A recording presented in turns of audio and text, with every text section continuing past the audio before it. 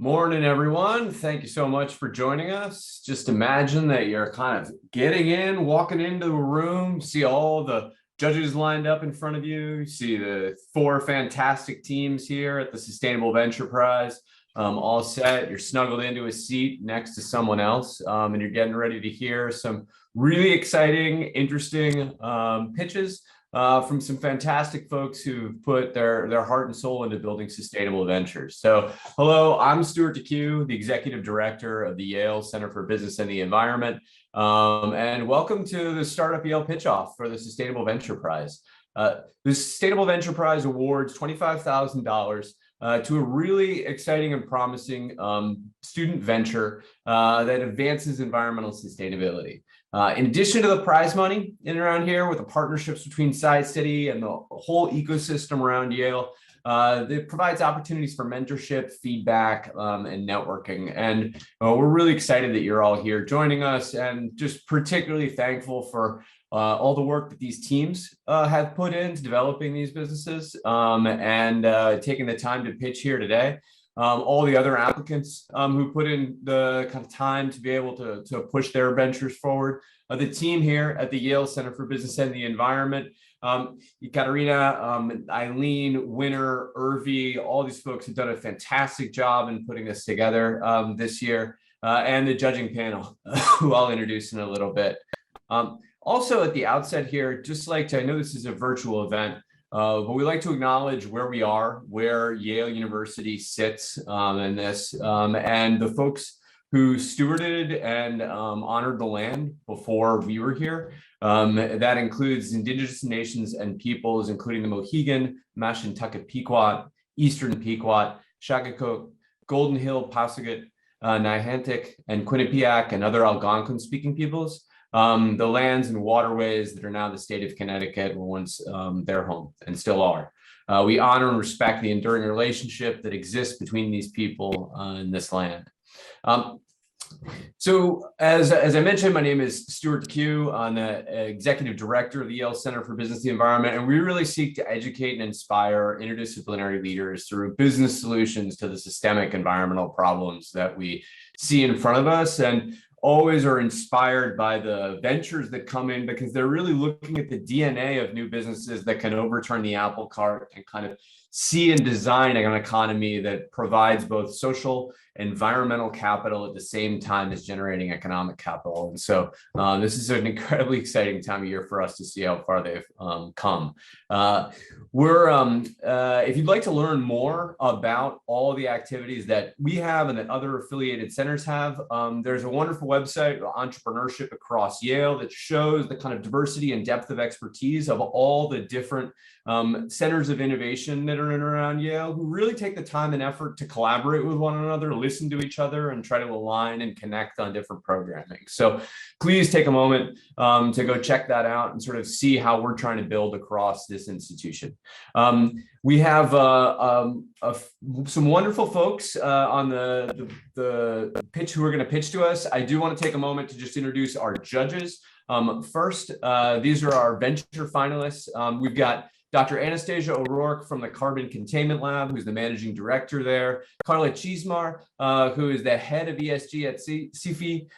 Claudia Sosa Lazo, who is the business design lead at IDEO. Claire Schlemme, co-founder and CEO of Renewal Mill.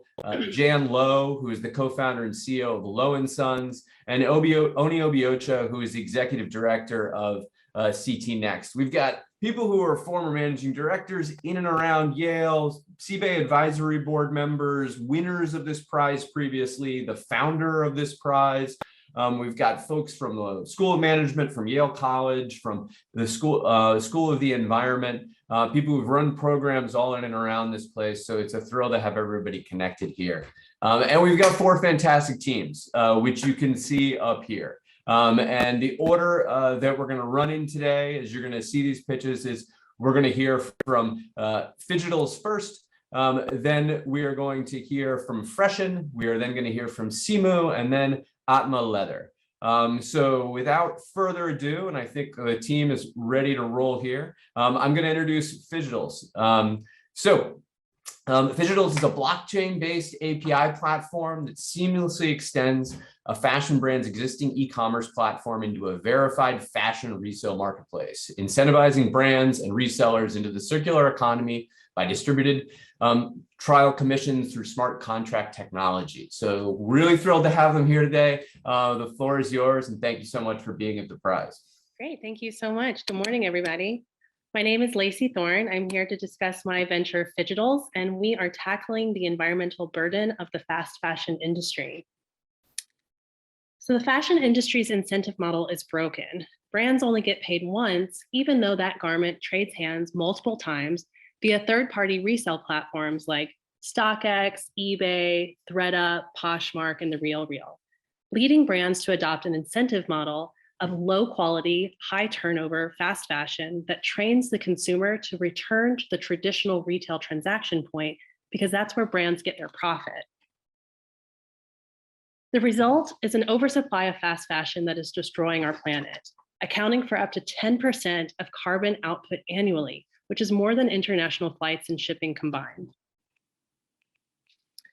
We as consumers often don't see ourselves contributing to this environmental crisis because we donate our used clothing. But the oversupply of clothing donations so far outpaces demand that only 15% are actually recirculated into the American economy, with 85% being offshored to places like Ghana and Chile, where the oversupply of clothing donations so far outpaces demand there that we end up seeing literal mountains and deserts of unsold, non-biodegradable clothing. I have firsthand experience in this arena because I have worked in the fashion industry of New York and Hong Kong for the past 15 years, launching celebrity clothing brands like Jennifer Lopez for Kohl's, Nicki Minaj for Sears, and Adam Levine for Kmart under the leadership of Tommy Hilfiger. In these experiences, I would fly to Los Angeles, visit the artist's home, and talk about the aesthetic of the line, but ultimately juxtapose that glamorous experience by flying to mainland China and overseeing the manufacturing of these huge orders of clothing. I remember being in the factory, witnessing the production of 60,000 units of neon pink jeans for the Jennifer Lopez brand, and realizing that this was one order for one brand within one store with the entire global supply chain, and that consumers were going to buy these jeans for $19, probably wear them twice, and then donate them. I began working with nonprofits in circular fashion, and I came to Yale with a thesis.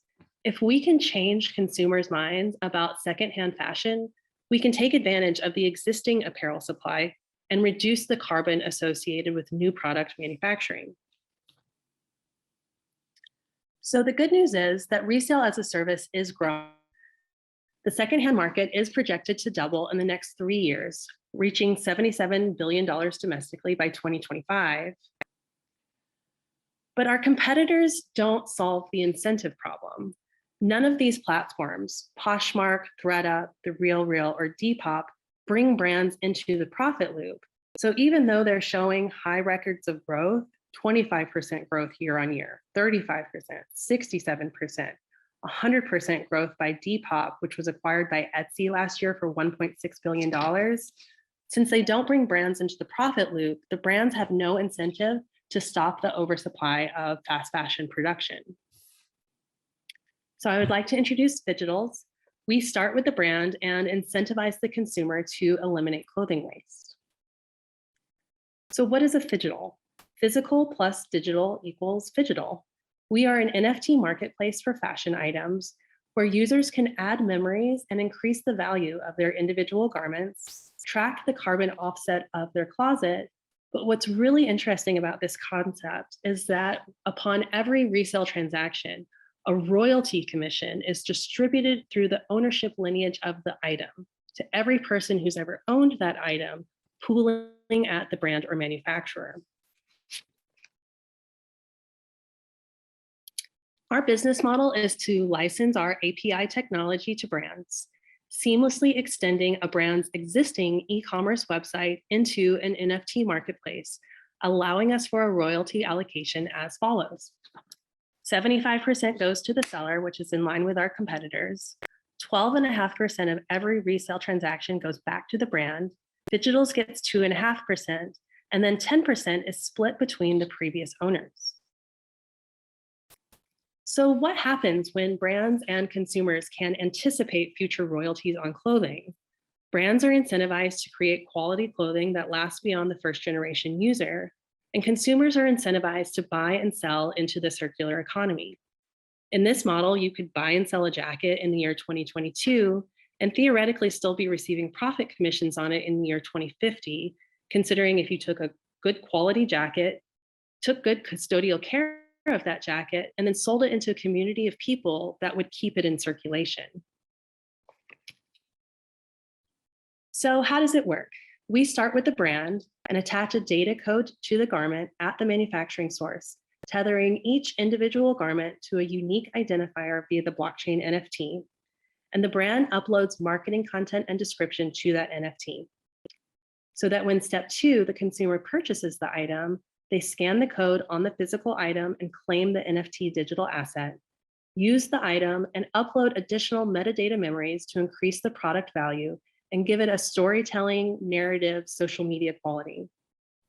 Step 3, normally when you want to resell your clothing, you need to lay it down, take a picture, write a description, and manually upload it to a third-party resale platform. But in our model, you can just stand in your closet and simply scan the garments that you want to sell. It's a one-click resale process that automatically uploads up to the brand's NFT marketplace, so that when step 4, the completion of the resale transaction, our NFT smart contract auto triggers the royalty commission to go through the ownership lineage to every person who's ever owned that item, pooling at the brand. And because this is a circular economy, repeated transactions trigger repeated commissions through the ownership lineage on the same item.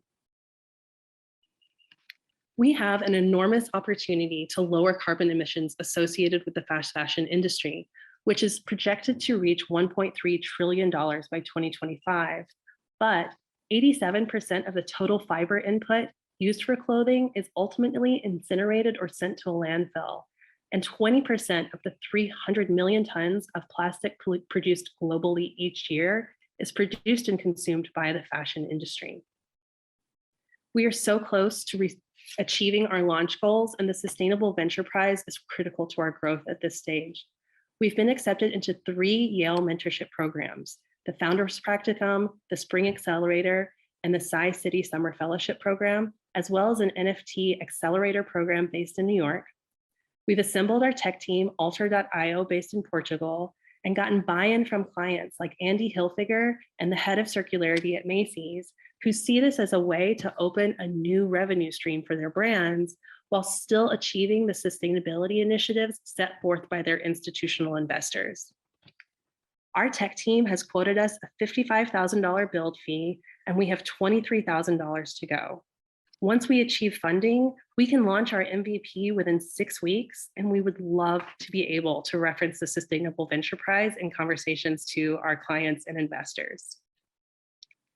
So if you're interested in any of the data or metrics that I've referenced in today's presentation, please take out your phones and scan the QR codes that are on your screen now. This is the oversupply of fast fashion, what happens to your clothing donations. This is the resale report of 2021. Down here is my portfolio where you can see all of the cool projects that I've worked on.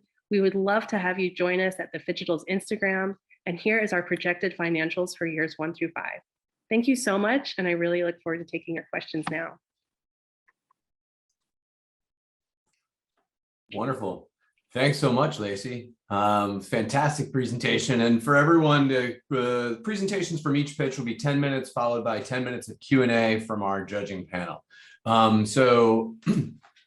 Judges, great start by Lacey here. And what are your questions? So Anastasia O'Rourke, who, just as a quick note, founded this prize many years ago, is our first question, which I think is appropriate. Anastasia, the floor is yours.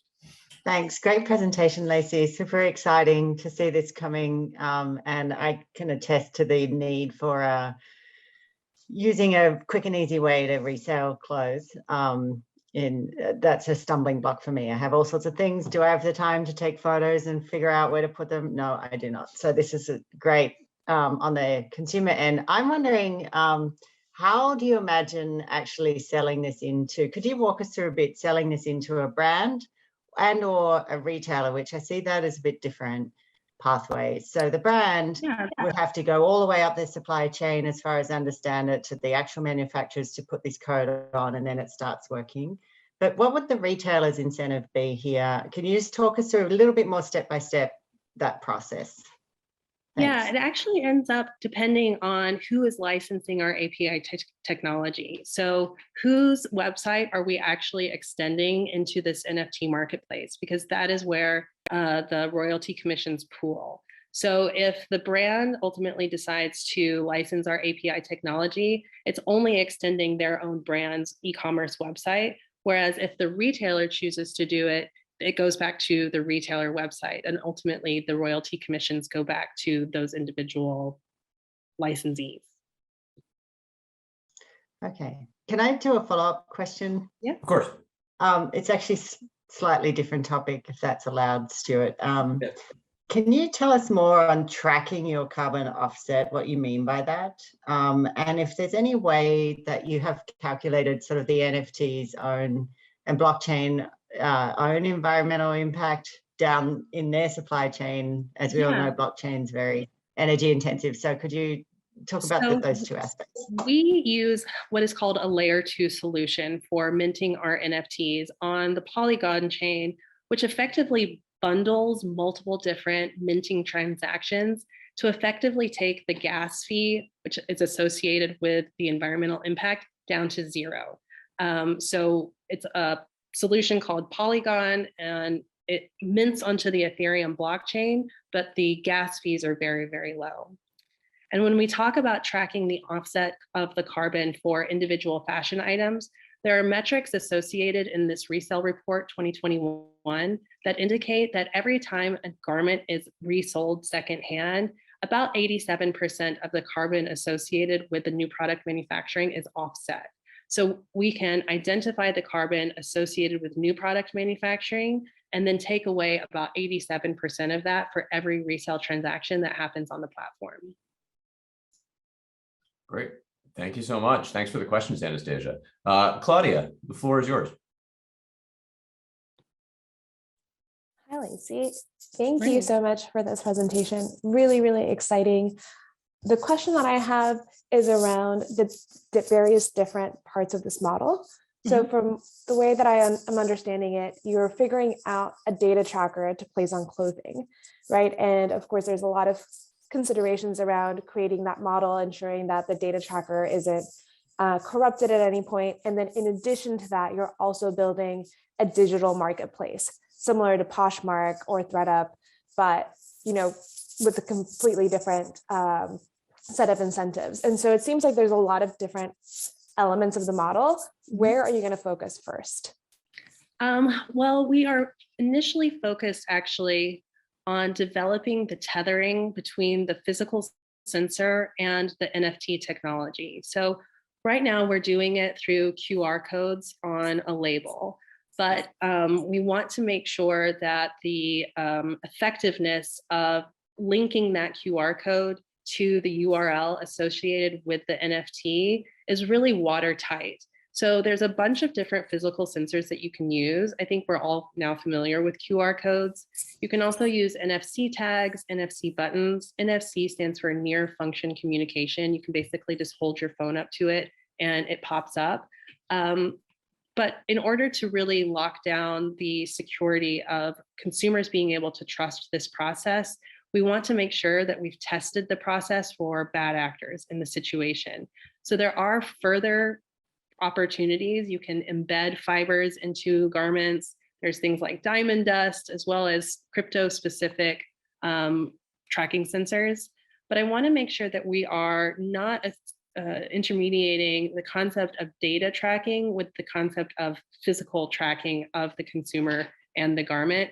Basically, we're just making sure that every time a consumer claims that item, that the royalty commissions can then go back into their wallet. It's completely anonymous. All you're doing is kind of checking the point so that you can receive future royalty commissions. Really see. Can I do a follow-up as well? Thank you, Steve. And so once you figure out this data tracking element of your model, I'm curious, do you ever see users or resellers being able to integrate this into other platforms? Say, like, once you have this piece of the data tracking figured out, could this item be sold on Poshmark and still kind of provide revenue towards you and towards the retailer without you having to also figure out the whole building of the digital marketplace as well? Yeah, we would love to be able to partner with existing resellers like Poshmark and The RealReal. Since our data tracker is put at the manufacturing source, in addition to identifying the users who have claimed this item before, it actually works as an authentication and anti-counterfeit service. So whereas Poshmark is currently a peer-to-peer platform, it never gets authenticated. The RealReal has a lot of overhead because your item actually goes back to the warehouse in order to be deemed non-counterfeit before it recirculates. And we think that there's an opportunity to provide anti-counterfeit tracking measures to these secondhand resale marketplaces and really provide some solutions for them to lower their overhead revenue. Great. Thank you so much. Thanks for the questions, Claudia. Jan, the floor is yours. Hi, Lacey. That's a great presentation. So I run a travel bag brand that's D2C, and we're super interested in this type of service. Earlier this year, we were approached by these companies like Recommerce, like Recurate and Archive, where they're trying to say, instead of going to using your customers going to Poshmark, we want to bring them into the brand's ecosystem. So I'm just curious, how you position against companies like that or services like that. And I was also curious to understand, like, in the scenario of, like, if we sell a bag for $100 and then unpacking like the ownership lineage, how that would work. Like then the first customer wants to sell it, how does that like work, like in terms of the commission with the NFTs? Sure. So let me answer your first question.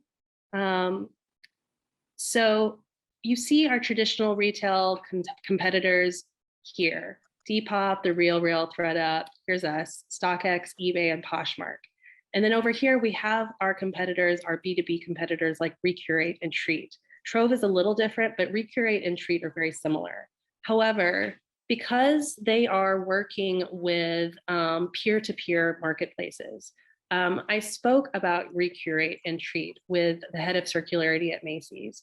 And because they actually do not authenticate the goods, I'm concerned that for larger retailers like Macy's, what you're going to end up seeing is counterfeits on the platform, which is understandable when you're a Poshmark. And I know that there's a lot of legal paperwork that goes with saying we're just a platform.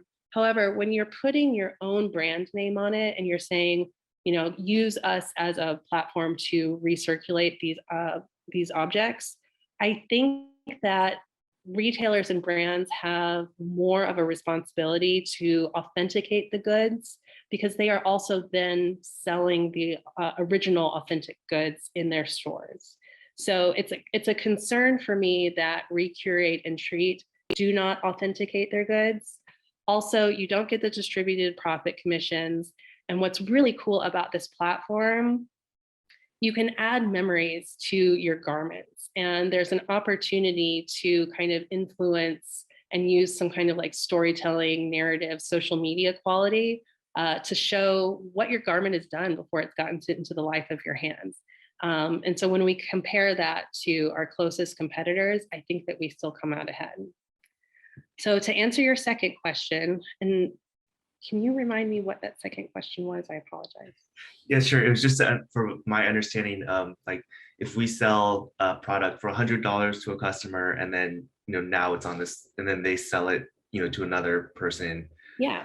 Just the So you ownership lineage, like the commission, I guess. Yeah. So you as the brand get a flat 12.5% commission every single time that it resells. The thing that it changes between the first resale transaction and say the fifth resale transaction is this 10%.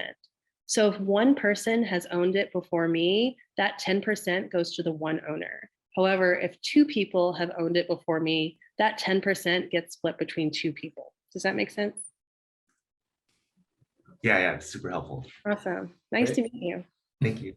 Wonderful. Lacey, thank you for all the wonderful the answers to all the judges' questions. Really appreciate the judges for the thoughtful questions here. Thank you very much for presenting. We are going to transition to our next, everybody give a round of applause here. You can see or hear virtually. We'll transition to our next competitor. Just as a quick note, for all the people in the audience, please drop any questions you have in the Q&A after all of these pitches. We'll go into your getting to choose and pick your favorite venture. So we'll have a voting for all the attendees that'll take place at the close of the pitches. And then we'll take your Q&A and have a conversation with all of the finalists here. Okay. So we are going to move to our next competitor, which is Freshen. Freshen is a produce ripening solution which allows users via a smartphone app to control and predict the ripening of fruits and vegetables. The app is connected to a box that controls moisture, airflow, temperature, and ethylene gas paired with ripening AI. Take it away, Freshen. Thank you so much to everyone, judges and attendees. We are Freshen. Just get into presentation mode. So we are 2 classmates at the Yale School of Management. My name is Claire Masters. Hi, I'm Sayantan. And we are here to talk today about the problem of food waste. So food waste has a huge impact on our planet. It costs $2.6 trillion per year. That's environmental and social costs. Each year, the average American consumer, not household, spends about $1,300 on food that will end up in their trash can. More than half of food waste occurs at the consumer level. And in the US alone, the production of lost and wasted food generates greenhouse emissions equivalent to that of 32.6 million cars. And so Sayantan and I were talking about this. We were getting ready for a party to make guacamole. We were talking about how frustrating it is to try and buy avocados and time when they'll be ripe for the time that you want to consume them. And it got us thinking about what a big problem this is. It's frustrating and it's expensive. A single avocado, just one avocado fruit, takes 40 gallons of water to produce, has about 900 grams of CO2 to get from the planting fields, usually in Mexico or California, to their eventual markets, say in the Northeast. And then you have a very small window that you can eat the avocado in. So it's ripe for a very short period of time. It's difficult often to tell when that will happen or when it's already happening. And avocados are not only expensive, but basically inedible if you try to eat them when they're underripe or overripe. So the solution is the Freshen CRISPR box. So yeah, to solve this problem of food waste happening in every household, we have come up with the idea of this CRISPR box. So the Freshen CRISPR box is a smart CRISPR box that is equipped with cutting edge technology that helps you increase the life of your produce in your refrigerators and gets you the right freshness for your fruits and vegetables that you want to eat. The smart CRISPR box also helps you track items in your fridge that you don't forget to eat the vegetables that are just at the corner of the CRISPR box, at least happens with me all the time, and control the freshness and the ripeness of the produce these produce that's there in your CRISPR box.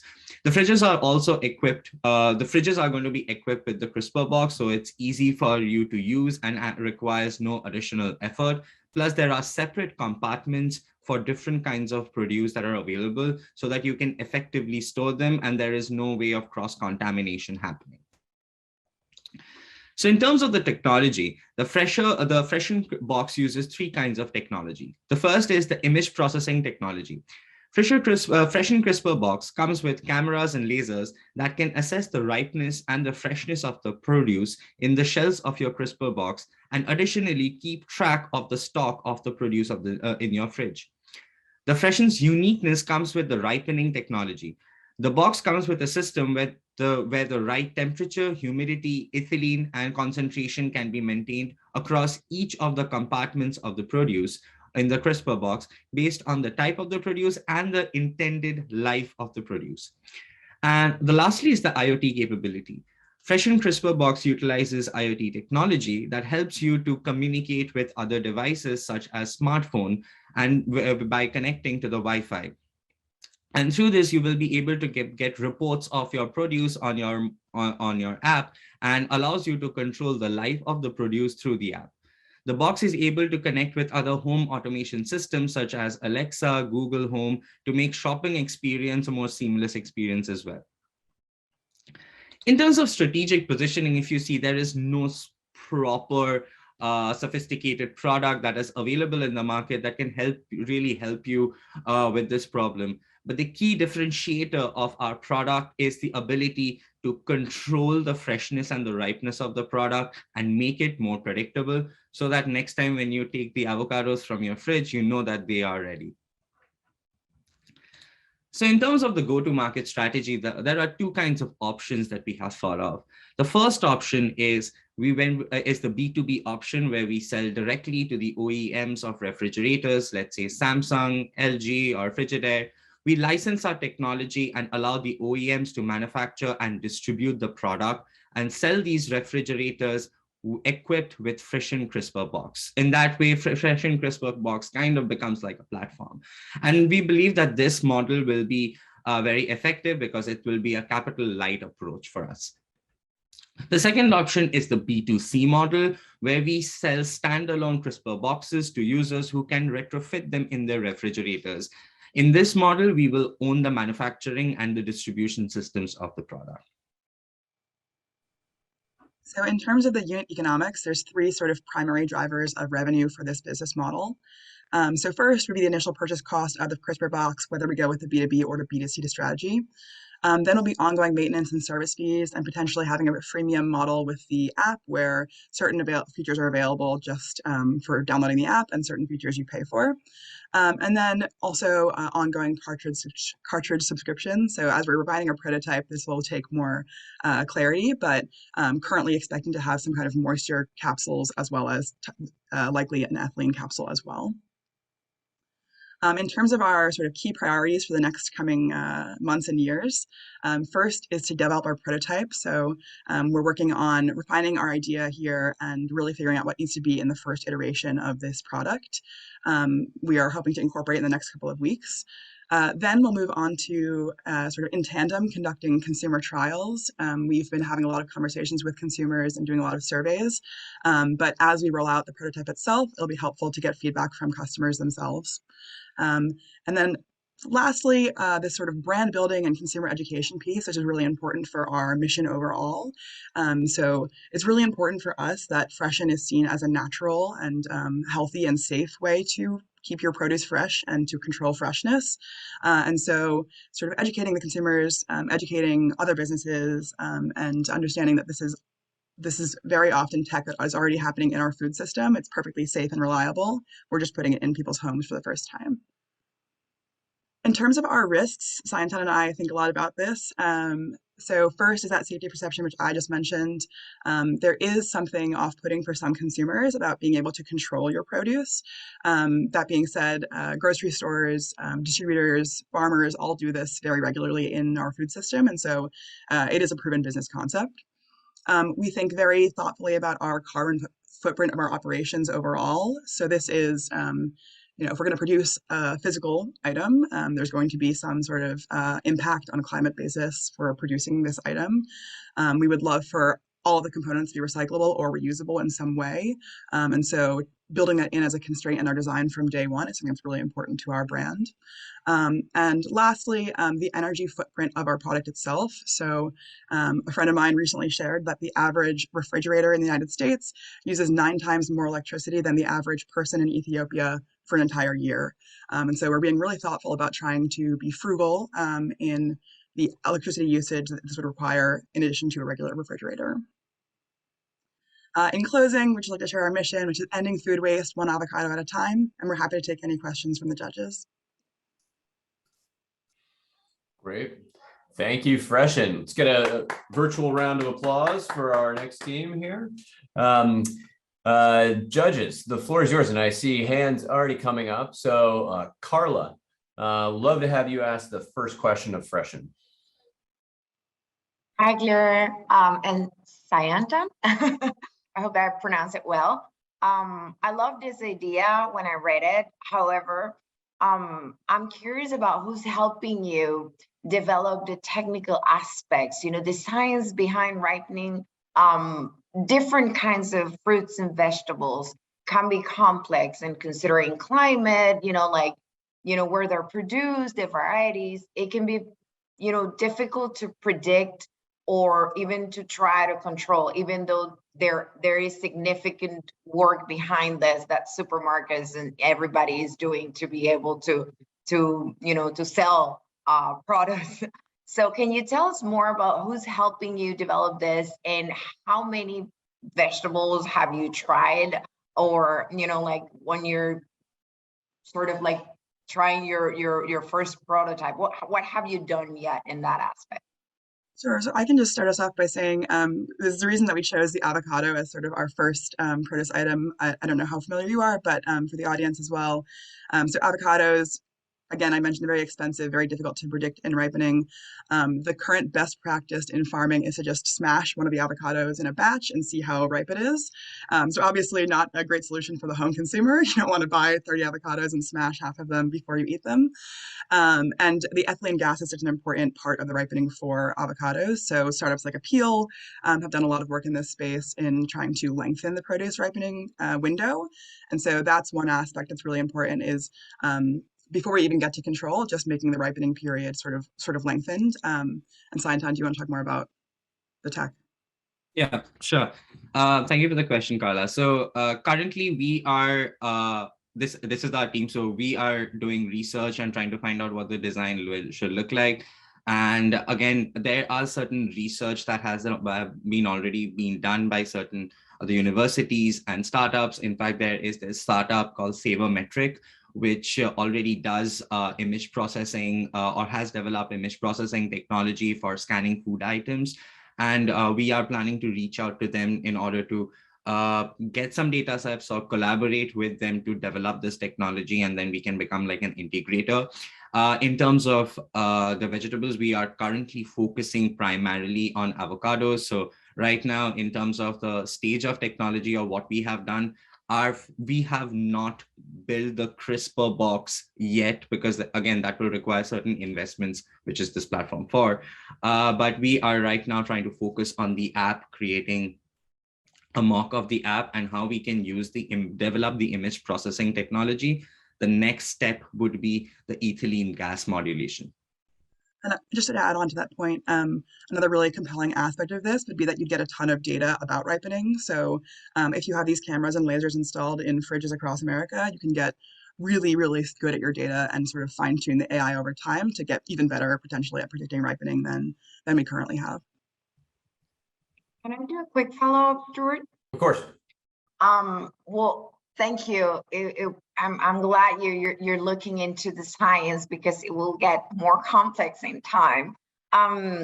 So another question that I had is that you have two different business models. One could be directly to the, like people that manufacture refrigerators, but the other one is like just directly selling this. I don't know how do we call it, home appliance. Have you thought about the different sort of like financial models in the two different cases that you have? And if you go by going directly to your clients, have you estimated how much would that cost? I mean, thinking about the cameras and all the sophistication that you're trying to put into this, how much would that cost?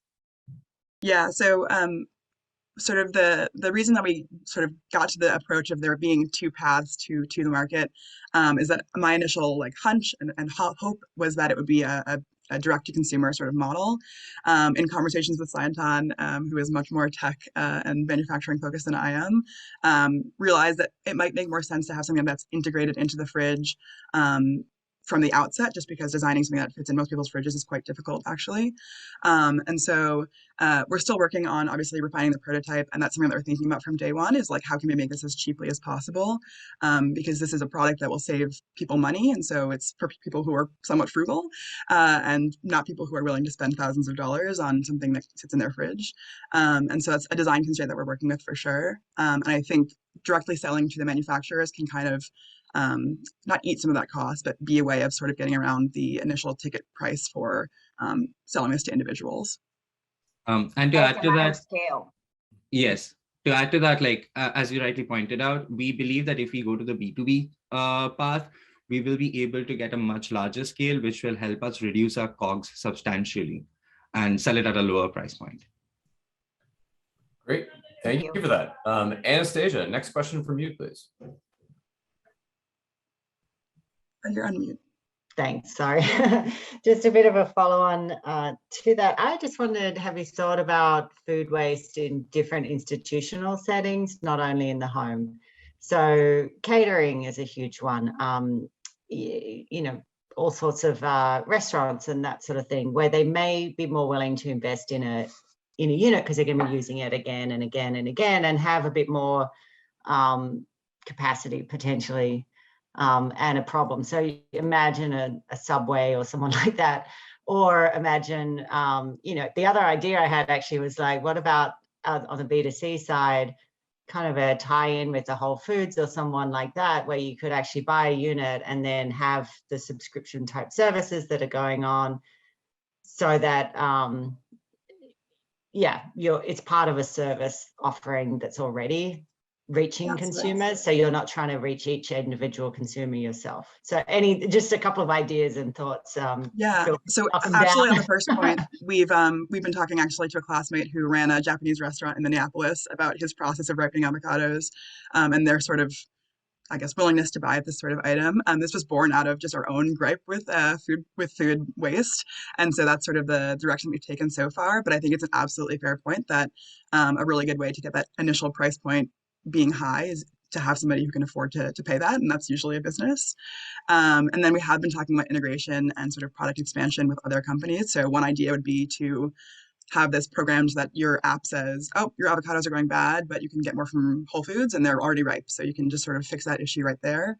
Or working with, there's many countertop composters. And so if the food is going to be wasted, have it turned into compost automatically would be another sort of example of that as well.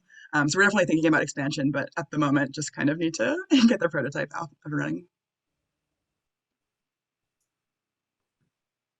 Great. I'd love to call on Oni as well, one of our other judges, who has experience building and running a number of food businesses. Oni, what's your question or thought for the freshman team? Yeah, thank you, Stu. So quick question around how you're thinking about pricing this. I know you're really still early stages in terms of being able to understand what the market can adopt and even the cost of producing the physical product. But in terms of pricing and being able to go to market on the consumer level, what are your thoughts around that? Is there a particular price point that you're aiming for? It's a great question. And again, just because we're still in the design phases, as you mentioned, very difficult to sort of get to a number there. We have done some initial surveys of consumers. And so about 90% were interested in being able to control the ripening. The estimates of what they were willing to pay varied really widely, and their concerns were often about ease of use and about efficacy. And so the current sort of approaches to controlling ripening at home, you have no idea how effective they are. If this was billed as and proven to be something really effective, I think people will be willing to pay more for it. We got estimates as high as $500 and as low as $20. So I think there's some degree of consumer education that has to happen about what this could save you on the back end. Yeah, thank you. And can you tell me more about your customer discovery process? How many people did you talk to?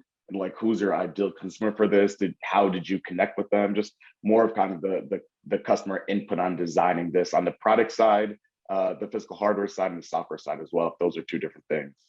Absolutely. So we've had, I don't know how many conversations, Anton, maybe we should be keeping track. Basically everyone I talk to these days, I'm talking about avocados.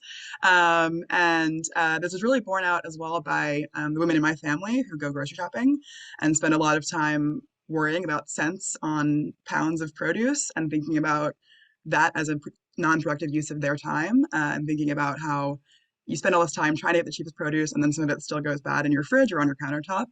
And so keeping those people in mind as hopefully not making this a thousands of dollars item that people can afford to use and save their produce over time. And then just because of where we are in the MBA program, we're talking to a lot of people in our age group, so the sort of late 20s, early 30s, people who are really interested in food, really interested in climate, and really interested in saving money. And this is a product that kind of hits those three categories.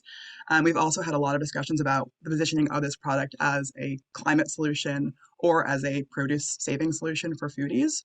And I think that the answer is probably that we can do both, and that I think there's enough people who are really interested in those two things together that we can probably have a good market size.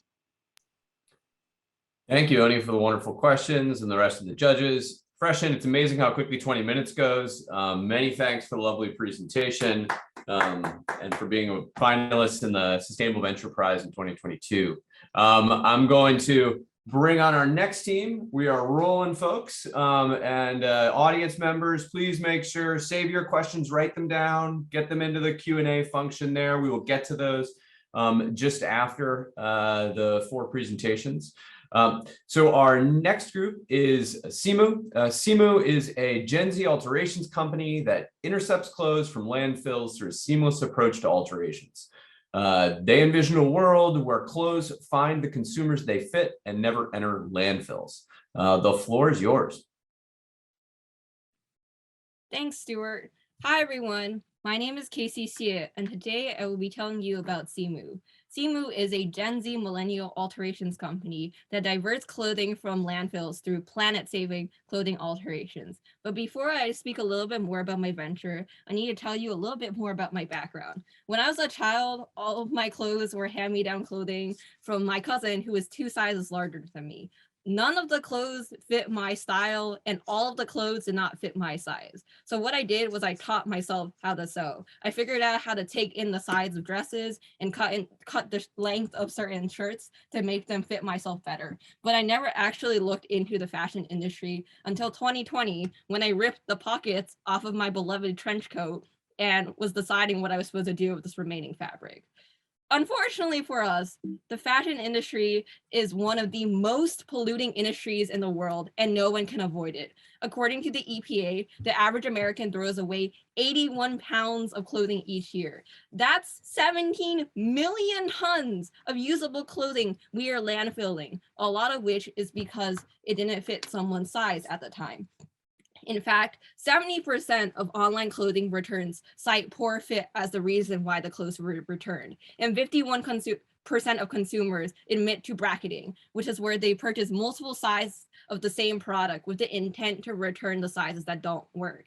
And this is leading to 5 billion pounds of landfill waste being generated annually by US returns. In short, ill-fitting, ready-made clothing bought online encourages fashion waste. And so the solution is Simu's Fit Assurance, which is a seamless approach to clothing alterations. Think of it as Apple Care for clothing sizes. The way that it works is this. When a consumer goes to buy a clothing item from an online retailer, they have the option to purchase Fit Assurance starting at $8. Once they receive the clothes from the retailer and they try it on, if it fits, then great. They just spent $8 on peace of mind. However, if it does not fit, their invoice has a unique code which they can then submit on shopsimu.com, and then they can schedule a pickup and a date for the delivery driver to come and pick it up. They can then follow a 2 to 3 minute video showing them how they can pin their clothes based on the alteration they have requested, or they can attach a similar garment that is better fitting. The clothes are then picked up by the delivery driver and then sent to a local seamstress or tailor where it gets altered, and when it's brought back, that clothes is now integrated into the consumer's clothing cycle. Consumers don't get rid of clothes that they cherish, and instead of having the clothes risk demise by going to a landfill via the retailer or via the consumer itself, Simu's Fit Assurance ensures that clothes that are bought will be used. We make money in 2 ways. First is through our Fit Assurance, which operates on an insurance model. So the cost of one alteration, which on average is $35, is actually split across 5 people. Additionally, we plan to upsell consumers through Fit Assurance Express, which is an expedited service. Additionally, we sell to retailers directly with our retailer package, which saves them money because we are providing a solution to reverse logistical hassles. But it also includes a business intelligence dashboard, which gives them specified advice as to how they can improve their manufacturing. For instance, if everyone that buys Fit Assurance for a specific dress in size small requests that the waist be taken in, we can then present this information to the retailer so that next time, should they create a dress of a similar style, to take in the waste of all the ones that are size small. In doing so, we are helping online retailers reach their sustainability goals through our fit assurance data. We hope to help retailers build on their environmental commitments by partnering with Simu. So we are a B2B2C. So on the B2B side, we are operating in a $9.5 billion returns market, which has no major players. Additionally, the returns market is rapidly growing due to an increase in online sales caused by COVID-19. On the B2C side, we are operating in a $2 billion alterations market, which has no major players. In fact, no business occupies even 1% of the market shares. And the market is mostly saturated with brick and mortar mom and pop shops, a lot of which have been struggling financially due to COVID-19. Yet growing environmental consciousness has caused more and more Gen Z to seek out clothing alterations. And we saw this last year when we actually had an experimental pop-up sale outside of Size City. A third of the consumers that bought clothes from us also requested alterations, which shows that more people would buy alterations if alterations were affordable, if they were accessible, and if they were easy. To this day, I still get requests for people from people asking for alterations.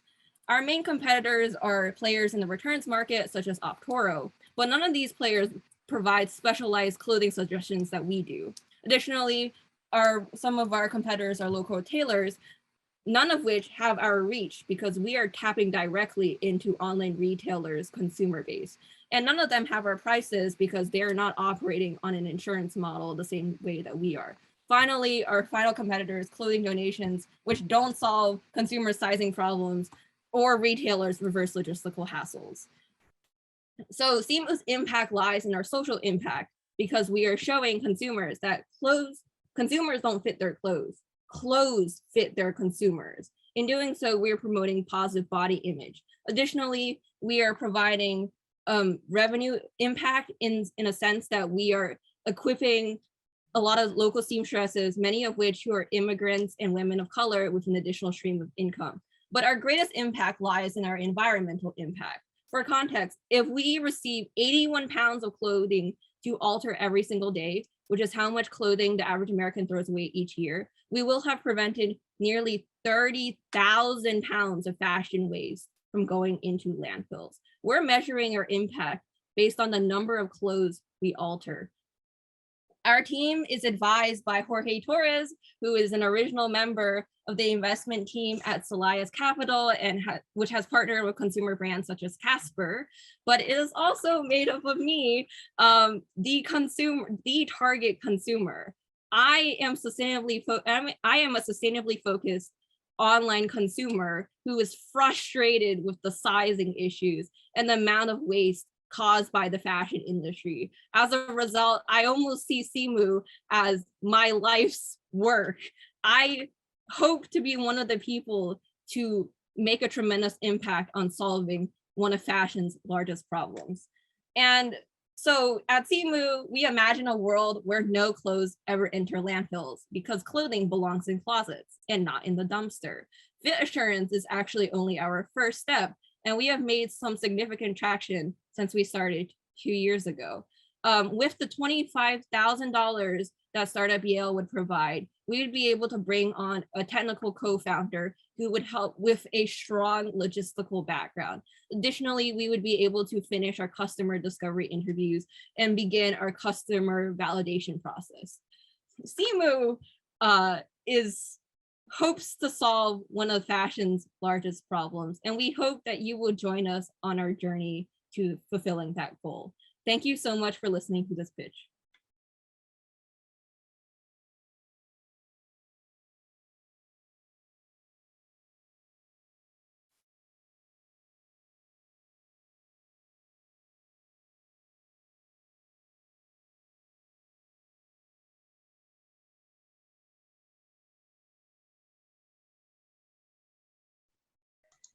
Looks like we've lost Stuart briefly. So Carla, do you want to open the questions? See a hand up, and then Oni as well. Carla first. Thank you so much, Casey, for your presentation. I think it's a very important problem to solve, so congratulations. I had two questions. The first one is related to your financial model. How are you going to make profits from this? And the second question that I have is related to logistics and carbon footprint. Can you tell us more about that, please? Hi, Carla. Thanks so much for your question. So as I mentioned, we make money through our two ways. The one is the fit assurance, and the second one is by selling directly to our retailers. So with the fit assurance, we have built the model so only 1 out of 5 people that actually buy fit assurance would need clothing alterations, if that makes sense. So then the cost of the alterations is spread across these 5 people, and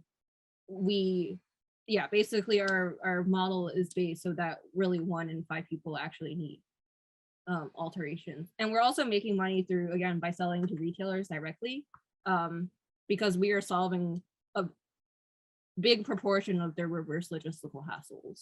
And so by doing so, we're able to also generate money. As for the carbon footprint and our environmental impact, we have not done significant amount of research into the carbon footprint aspect of it, but we're measuring our environmental impact based on the number of clothes we alter. Regarding like transportation, with the way that we plan to set up our logistical aspect with the delivery drivers is to actually have route maximization, so that let's say if one person were to come pick up the clothes, they would be picking up in the most optimal way, picking up all the clothes in the surrounding areas all together and bringing that to one tailor, so that we're not having to go back and forth with every consumer. Can I ask a follow-up? So what exactly are you selling to retailers? Are you selling an app? Are you selling, a concept? What exactly is that you're selling to them? The concept and also a business intelligence dashboard. So we're showing them how they can improve their product by showing them what people have wanted to have fixed after they buy the product. So you would license this and then sell it to them? Ideally, it would be integrated the same way that Afterpay or PayPal is integrated. Okay. And how much would that cost? Like, let's say for an average piece of clothing, how much would that insurance cost?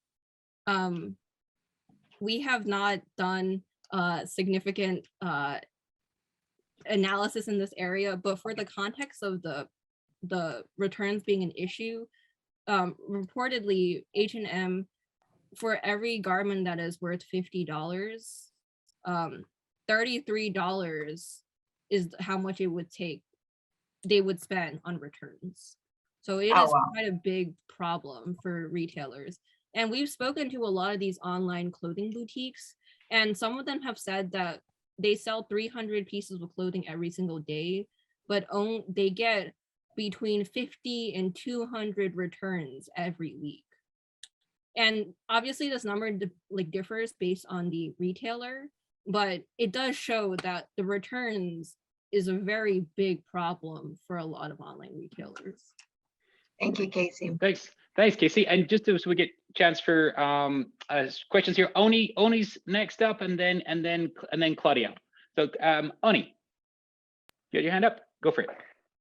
Yeah, thank you so much. So amazing presentation. I think you share the passion for this issue as much as I do. So I appreciate you taking the time to really to work on this project over the years. And Jorge Torres is an amazing mentor. Send him all my love. That's a fantastic guy. So you have a great team.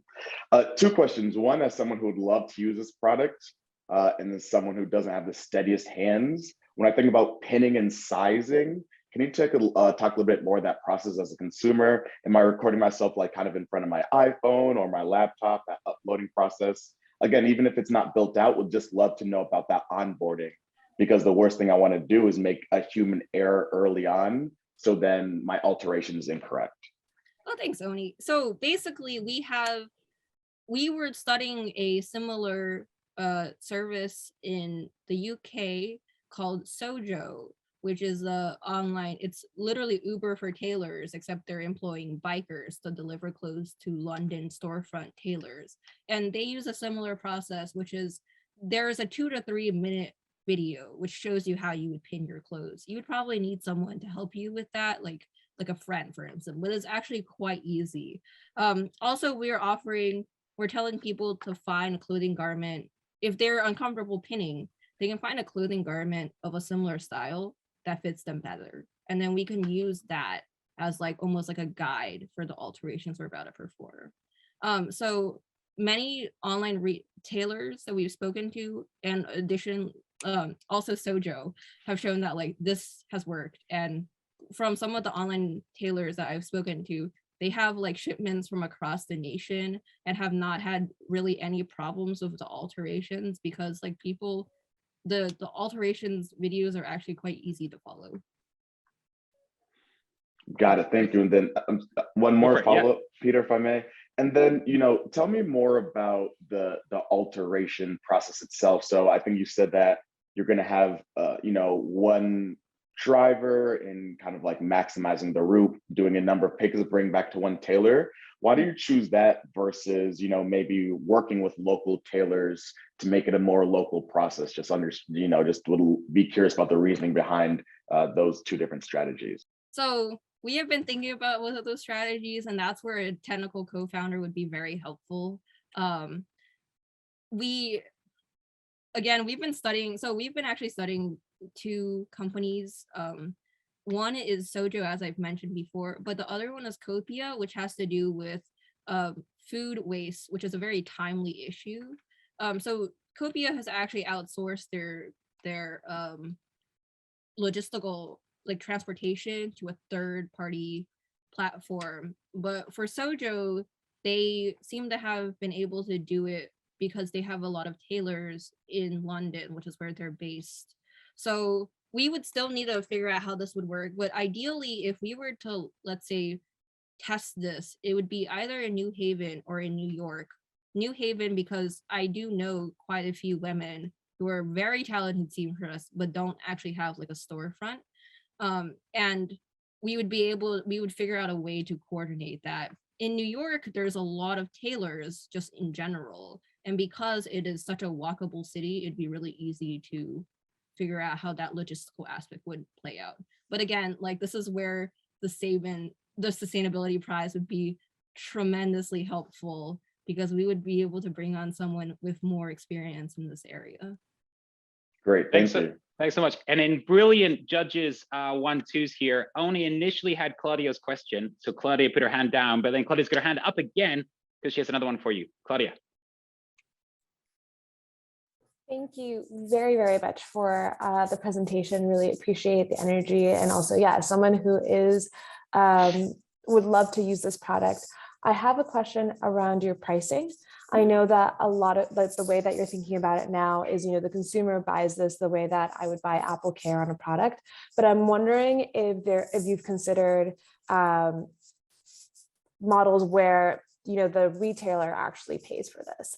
I know that you have a separate dashboard that you would be selling to retailers, but I wonder if this cost might be shared in the future, how you might think about determining that, just because you are right in that you would also possibly be saving a lot of hassle for retailers in terms of all of the reverse logistics that are involved with returns.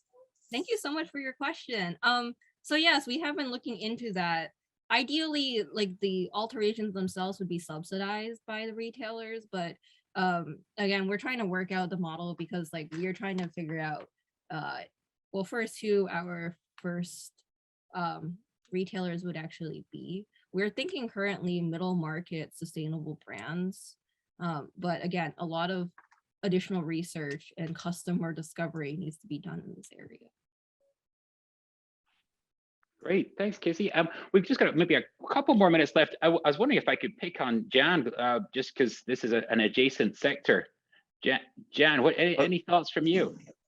Hi, Casey. Yeah, really interesting. I guess I was formulating my question actually.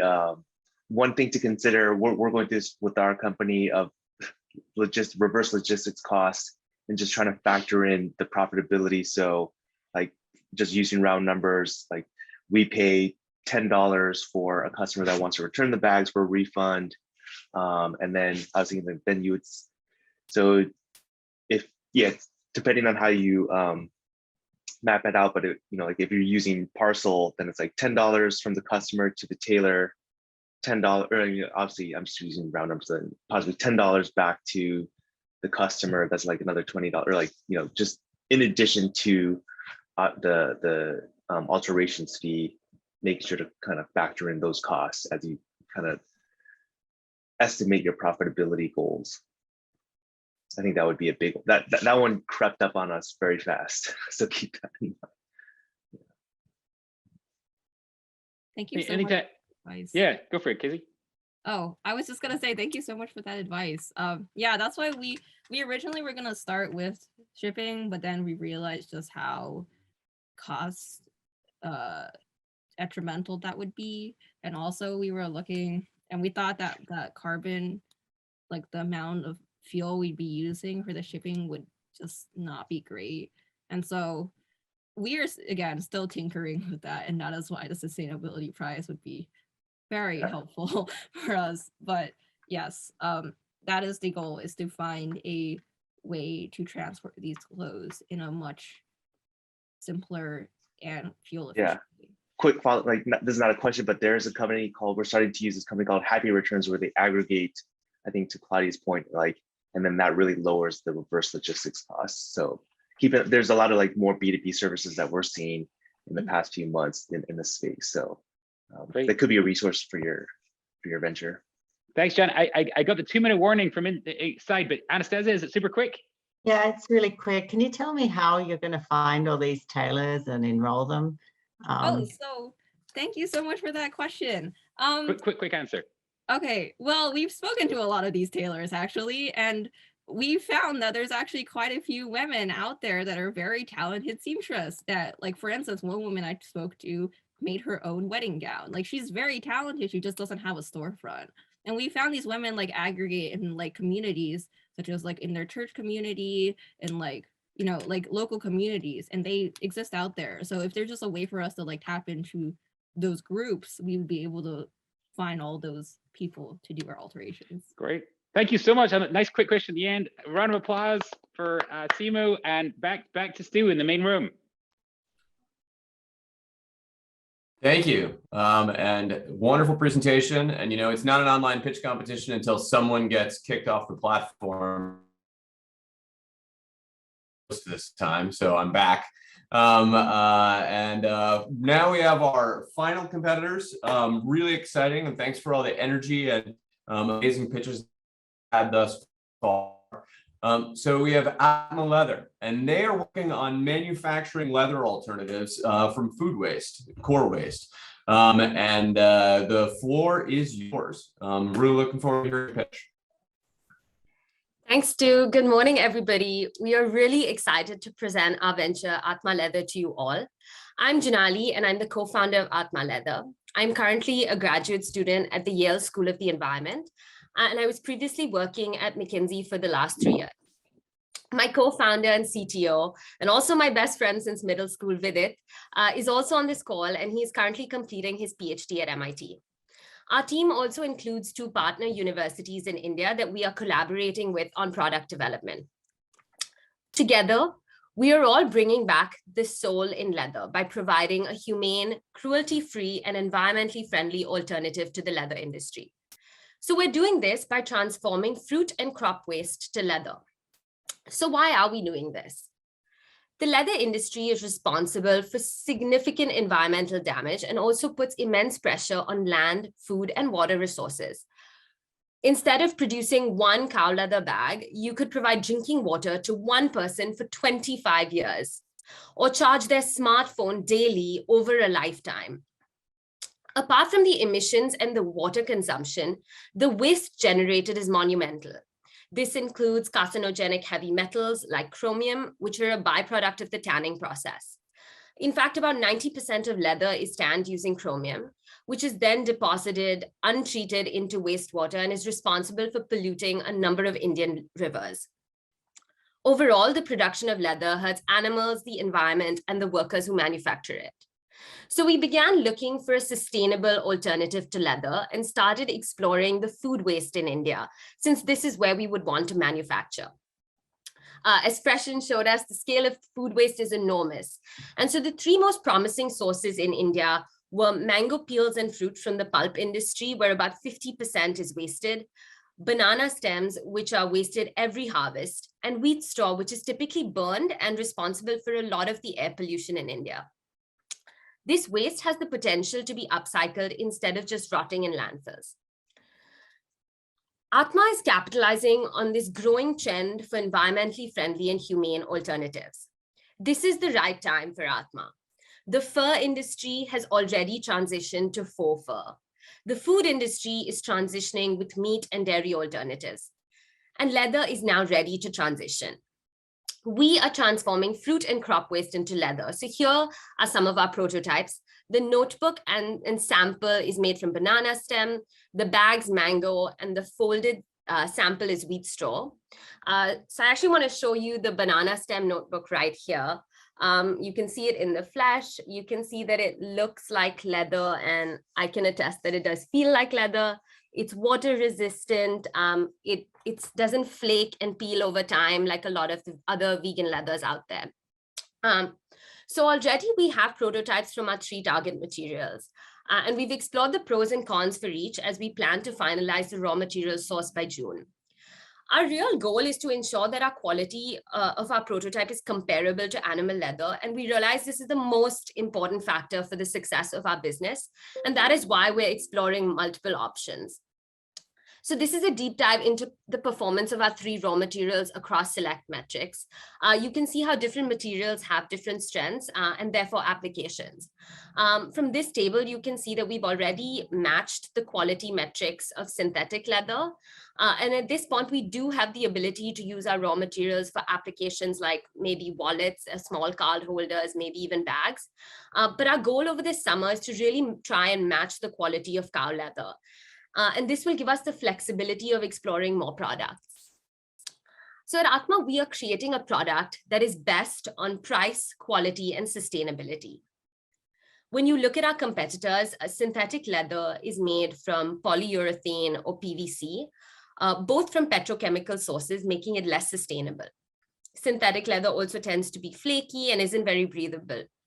The other bio-leather companies out there, so Ananas Anam makes pineapple leather, but it uses a blend of plasticizers and pineapple stems, also making it slightly less sustainable. Deserto and Milo are both companies that are growing new materials, whether it's cactus or mushroom, for their production of leather, increasing their prices. On the other hand, we are diverting waste streams, making it more environmentally friendly and lowering our cost. Based on some industry metrics, the prototypes of our competitors have about 95% less water usage and 85% lower emissions than animal leather, which is accounting for the entire life cycle impact. And we expect similar results for our prototype. So we plan to proceed with a B2b business model. The industry has growing traction, and this specific model is proving to be very successful. Pinatex has partnered with Nike and H&M, Deserto with H&M and Adidas, Milo with Adidas and Stella McCartney. And while these initial partnerships have been made, after talking with experts in the fashion industry, we have confirmed that each brand will have multiple bio-leather suppliers to de-risk their supply chains. And from this table, you can see that already brands are forming multiple partnerships.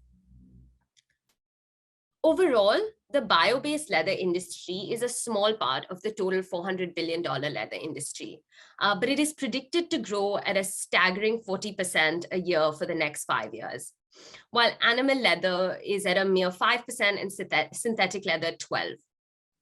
We also did our own market research, and while we do plan to supply solely to businesses, we did some end customer interviews. And so of the 150 Yale students we surveyed, majority said they would pick a bio-based leather option for a bag or wallet over an animal leather option.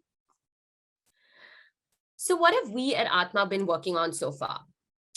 We've partnered with 2 universities in India, a leather institute and an agricultural university, and we've collaborated with them to develop the basic prototypes for our 3 different raw materials.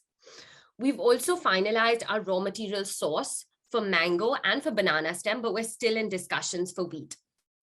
For May, our focus is setting up a pilot manufacturing facility to replicate the process that our partner universities have followed. And although we've signed the initial agreement with our universities, we're still finalizing the specifics of licensing and plan to file a joint patent in May. So from June to August, we will start our customer outreach with our samples, and we will make our decision of which raw material to proceed with based on market feedback and quality. And so we also plan to do an LCA study of our product versus animal leather. And so this life cycle assessment will help us understand the environmental impact and also support our marketing efforts. Jan, we would love to send you some of our samples and really get your feedback on what we can do to improve our prototype. Overall, we have already spoken to some prospective customers, which are niche indie fashion brands right now. Some of these are based in India and they're importing cactus leather all the way from Mexico. Others are based in London. And so these companies are really keen to test our samples and help us refine our prototype. We plan to start with brands like Luxtra London and Misfit Panda. And through this process, we hope to gain small-scale manufacturing orders for September to November. To make this plan a success, setting up our pilot facility is crucial. If we were to win this prize, we would use the money for getting that up and running. We're using a small space in an industrial facility that my family owns in Bangalore. So our main expenses include manpower, which would be 2 lab technicians, machinery and equipment, which includes a pulp extractor and an oven dryer, and third-party testing costs.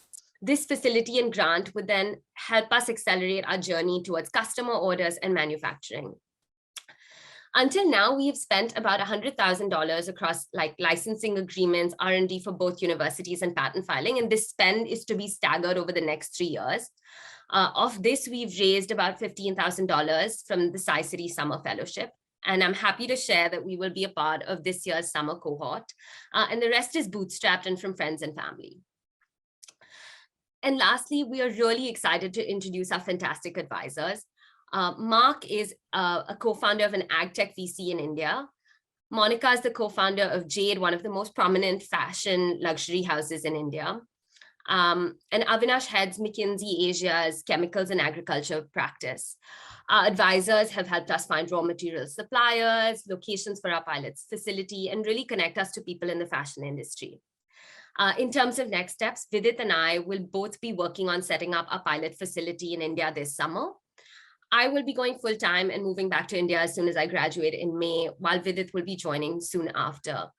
Together, we are really excited to make a dent in this important environmental problem. Thank you for your time, and we really look forward to questions. Great, thank you so much. Atma Leather, and a round of applause, virtual, and a little bit of noise from here. All right.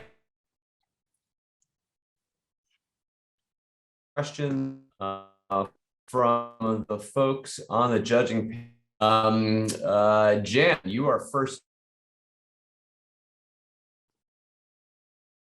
All right. Oh, And you're on mute. hello. Uh-oh. Hello. I can hear you. Okay, there you go. Yeah, this is super exciting. Definitely really interested in learning more, and definitely would be interested in trying to use some of the material. What we are actually about to launch some new styles using Deserto, but again, it's it kind of pains me. It's going from Mexico, and we produce a lot of stuff in Asia, and it's going to come back to the US. One of the things that what has been a challenge for us is the wear and tear, and I think you called out to it. So I'm curious with your team how you will address, because we make bags and sometimes it gets scuffed up, and so that was one of the things with Deserto, the top layer peels off, and just kind of curious how you're looking at that type of use case. Yeah. Hey, Jan, thank you so much for that question, and I'll take this one. So we have done some aging tests, and the way we perform aging tests is basically expose, and we've done this at the sample level, not at the prototype level just yet, but at the sample level, we basically expose our material to different aging conditions, such as changes in temperature and pressure and conditions that accelerate aging, and we basically see how tensile strength drops over time. And so these tests for now have been performed by the universities we're partnering with. And the estimates that we got is the products seem to pass these aging tests and would last about 6 to 8 years at their current state. But one thing we really want to do over the summer is sort of improve on this. And the two ways we're trying to do this is, in our minds and based on the research we've already done, is the two main ways is either by adding coatings after you finish making the leather, and these coatings typically include bioresins. And what that does is that basically extends durability. And the other thing is, actually after extracting the pulp or extracting the fibers, introducing into the matrix of the leather, additional biopolymers and some chemicals to extend half-life that way. So, we need to compare, the effects of how that impacts biodegradability with longevity. But, one of those two approaches is what we're thinking about moving forward, because that's, a very, very important question. We really do want this to be a durable product. Nice. Great. Anastasia, the floor is yours. Next question. Yeah, I'm super curious to hear more about the sourcing of the actual raw material, how you ensure quality and consistency, and the labor issues, like who's going to do this work. Can you just paint a picture of how that actually works? Because I don't know much about it. I can just imagine it's super gooey and messy. That's about the extent of my technical knowledge on it, but can you tell me more about that? Happy to. So what we want to do is really set up our manufacturing facilities close to raw material sources. And so setting up this pilot is really important. So we decide which one, because the 3 different agricultural producers come from different parts of India. So with mango pulp, that's a lot more centralized as a supply, because we would be getting it straight from pulp factories. So there's a region in Andhra Pradesh, which is a South Indian state called Chittor, which is a hub for mango sales, but also the pulp factories have been set up there. And so we would get peel and pulp both from which is waste for them. So when I say pulp, it's the pulp that wasn't used to make the concentrate. And so that's a lot simpler as a supply, where we know where it would come from. For banana stem and wheat straw, it gets a lot more complicated, because both of these would come directly from farmers, like from fields. And so the supply is very decentralized. But for both of these, there's a lot of work that the government has been doing to set up intermediaries to collect this waste so that businesses can use it from an upcycling standpoint. So for banana, we're looking at Maharashtra. That's the state Vidit and I are both from. And so that's where we're looking at. For wheat straw, it's typically the North Indian states. And normally it's like acres of land, but there's a lot of cost in collecting that waste, which is why it's typically burned, because there's a really short resowing period between wheat and the next crop, which is why wheat is something where we're still really struggling to figure out how that would really work. We know there's an unending supply in India. It's just the logistics of how that would work, and the costs would be a lot more for wheat. So I think that's parts on the supply. Yeah. Great. Thank you for that answer. Any follow-ups, Anastasia? Nope. Great. Other questions from the judges? Jan, another question. Great. Very quick question. We actually tried the Milo material and made a sample, and it had this really strong smell. So I'm just kind of curious how the smell is. That's a fantastic question. So, way back when, we were super excited about mango leather as being, our #1 go-to, but you're right, mango leather does have a smell. It doesn't smell bad, but it does smell like mango. And I don't know how many people want their products to continue smelling like mango after they're made into. I would prefer that actually than the Milo smell. Fair enough. I like mango. So we are actively trying to work on reducing that smell, and that sort of comes during, as I mentioned, when you're done extracting the pulp, you sort of put the mush into vats. And into those, you can add, various additives. And one of them we're thinking about is tannic acid, which is also naturally occurring, which should, hopefully, depending on the proportions, subdue the smell while not impacting the quality in terms of tensile strength, elongation, flex resistance, any of those things. So that is one thing we're considering in terms of mango.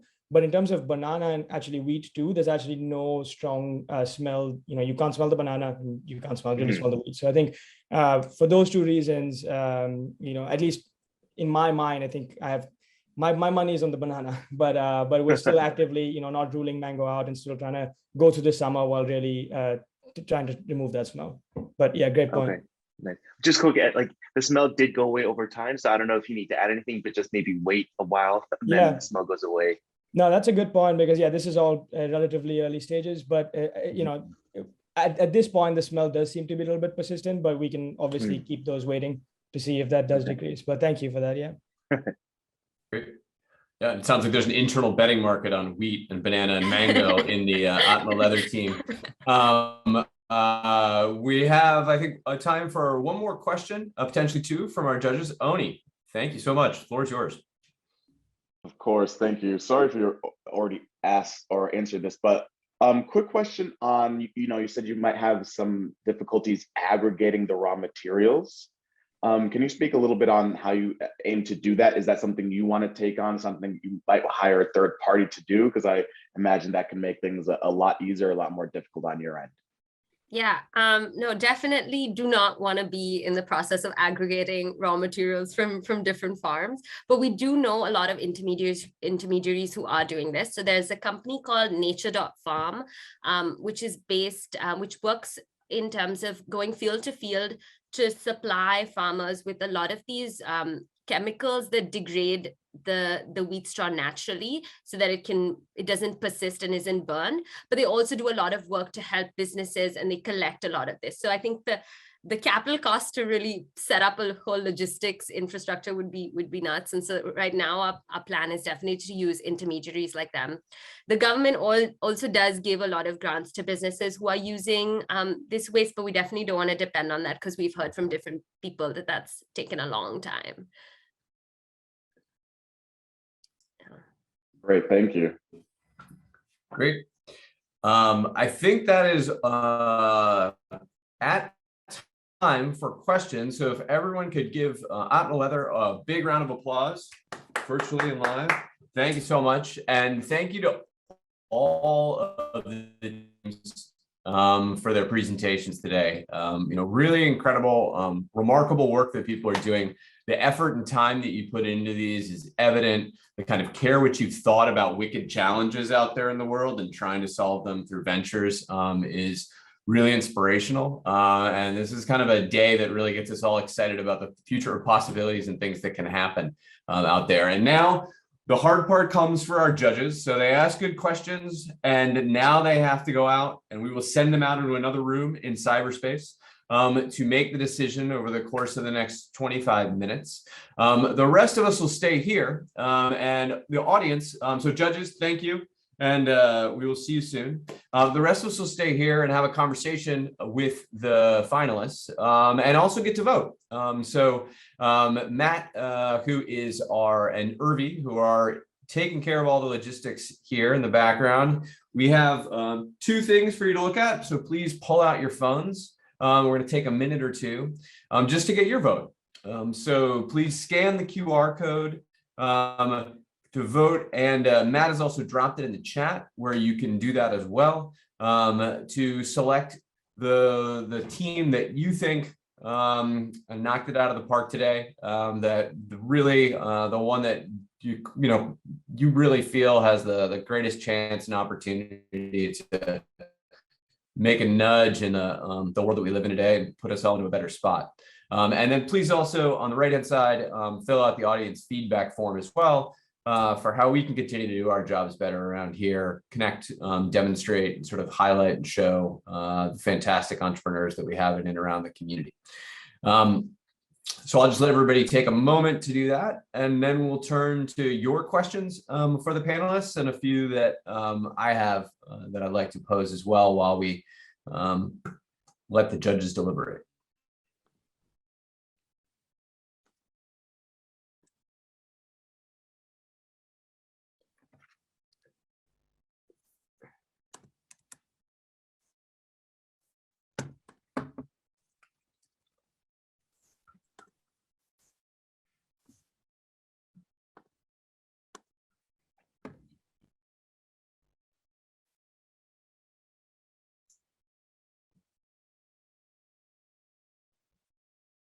All right, everybody's got a chance to scan here. The voting link and the feedback links are still in the chat, so please use those if you haven't had a chance to scan it. But Irvi and Matt, I'd love for us to pull all of our fantastic finalists together to have a bit of a conversation. And all the folks in the Q&A, please, if you have a question for any of the panelists, please put it in there. But I'd love to start with a question for all of you to answer of, and Lacey, you've had the biggest pause, so I'm going to start with you here in terms of getting it. But can you talk about the moment as an innovator and an entrepreneur where you sort of knew you wanted to address a wicked challenge? You mentioned this kind of moment with seeing the 70,000 order of jeans coming in and just sort of realizing that the system was like not connected or wrong. Like, what were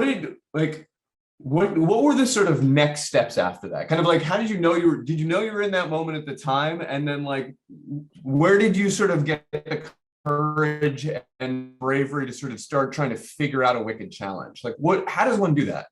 Yeah, it was a wild process because it was 2013 when that experience happened, right? And I was neck deep in the New York fashion industry.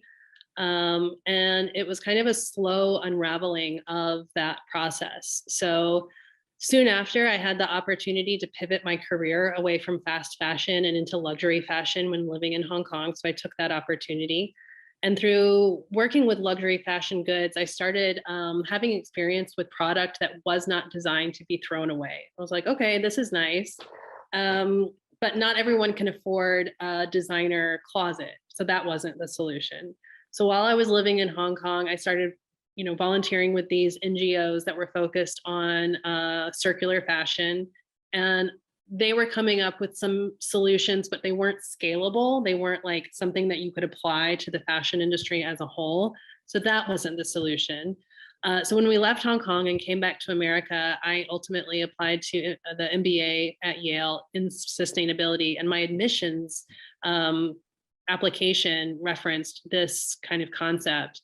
So it wasn't until I really started researching consumer incentivization methods and came upon cryptocurrency and NFTs. And the penny drop moment for Fidgetals was actually from reading an article in Rolling Stone magazine, because music bands are putting their albums out as NFTs on the blockchain. And yes, there's exclusive behind the scenes content. And yes, you can use these NFTs as tickets to get into VIP events.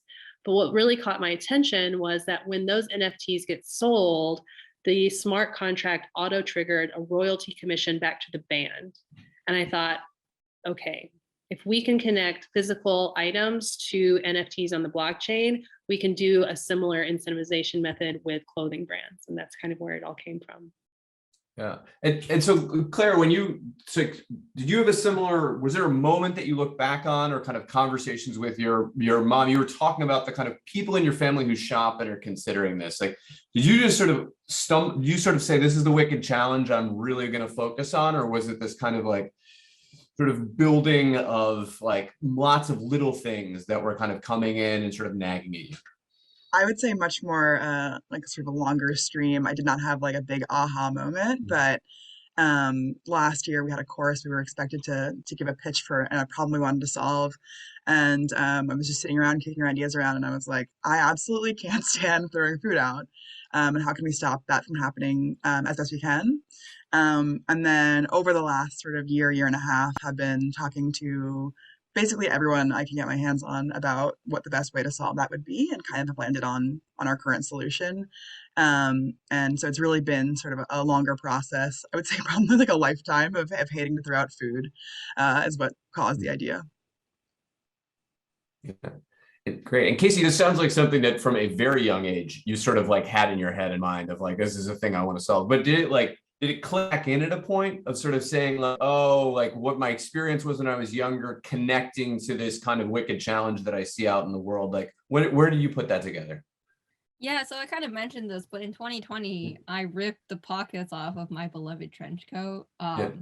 and it was fast fashion, and I'm left with all of this fabric, and I'm thinking to myself, I can't donate this. No one's gonna take it. But I also can't wear this because the product is so ripped off.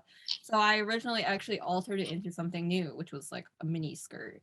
And then I just thought about that. I applied to a pitch competition, and then like a startup competition, and like won like 3rd place, and I was like, maybe I should do something with this. But for me, it's like always the aha moment, like whenever, for instance, since we're at Yale, we're 15-minute drive away from the Hamden Goodwill outlets, which is where basically all the clothing go after they've been processed at the store or have not ever made it to the shelf on the store. And I mean, I included the picture in the pitch, like of me at the outlets, but it's just like bins and bins and bins of clothes. And most of that clothes ends up either like being landfilled, being sold on like crates, like as like a basically it's sold like in mass, or it's like shipped to a third world country. I don't know. I just like I'm never investigated the fashion industry until this point. And then as I ripped my pockets and was trying to decide what I was supposed to do with this, I was like, maybe I should do something about it. But yeah, every day it happens, like it feels like a kind of like aha moment where I just kind of sit in front of a whiteboard and think to myself, okay, what aspect of this venture are we going to build out today? But I don't know, it's been very fun and exciting.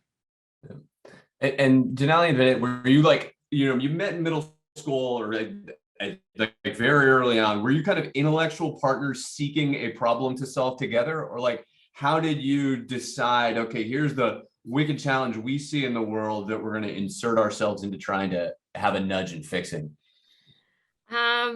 So it wasn't as aha moment that we want to solve something together. It was me. I think when I joined YSC, I knew that I wanted to do something at the intersection of business and the environment, and I was exploring a lot of different ideas. And as soon as I chanced upon this one, I called up Vidit and I was like, I want to do this. Do you want to do it? And he's like, yeah, we can do this. Yeah. Okay. And then that's kind of how it started. And then when we started working on it, we realized the problem, the extent of it. Being from India, we know, like, it's very common knowledge that tanning facilities are on banks of rivers. They cause a lot of water pollution. And then as a consumer, I always tried to shop sustainably, but I also liked the occasional, like, oh my God, that bag looks so good, but I wish it was in leather. So I think it was a combination of a few things kind of building up to figuring out this is what we wanted to do.